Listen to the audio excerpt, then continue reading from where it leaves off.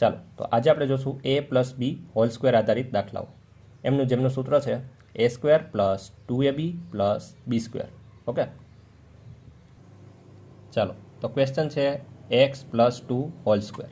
તો x plus 2 whole square છે એનું આપણે સોલ્યુશન કરવું હોય તો પહેલા પદનો વર્ગ એટલે કે એક્સનો વર્ગ, પછી 2 ગુણ્યા પહેલું બીજું પદ, તો પહેલું કોણ છે અહીંયા એક્સ, બીજું કોણ છે અહીંયા 2, પ્લસ છેલ્લાનો વર્ગ, છેલ્લાનો એટલે કે 2નો વર્ગ.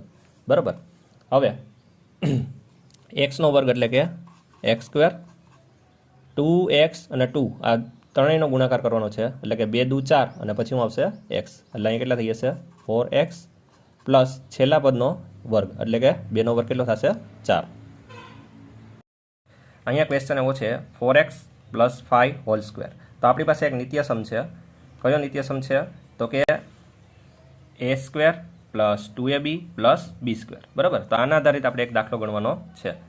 તો શું કરશું અહીંયા પહેલા પદનો વર્ગ તો કે 4xનો વર્ગ પ્લસ 2 ગુણ્યા પહેલું બીજું પદ, પહેલું કોણ છે અહીંયા 4x અને બીજું કયું છે 5, તો એને આપણે કાઉન્સમાં મૂકી દઈશું 4x અને 5 પ્લસ છેલ્લાનો વર્ગ, છેલ્લું કોણ છે અહીંયા 5, તો 5નો વર્ગ આવશે.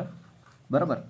ચલો હવે 4xનો વર્ગ, અહીંયા વર્ગ છે એ 4ને પણ લાગશે અને એક્સને પણ લાગશે એટલે 4નો વર્ગ કેટલો થાય 16, એક્સનો વર્ગ કેટલો થાય તો કે એક્સ સ્ક્વેર. આ ત્રણેયનો આપણે ક્રમિક ગુણાકાર કરવાનો છે તો 2 ચોક 8, 8 પંચા 40, તો અહીંયા 40 અને પાછળ એક્સ તો છે જ કે નહીં, પ્લસ છેલ્લાનો વર્ગ 55 25. તો આ આપણો આન્સર થઈ ગયો.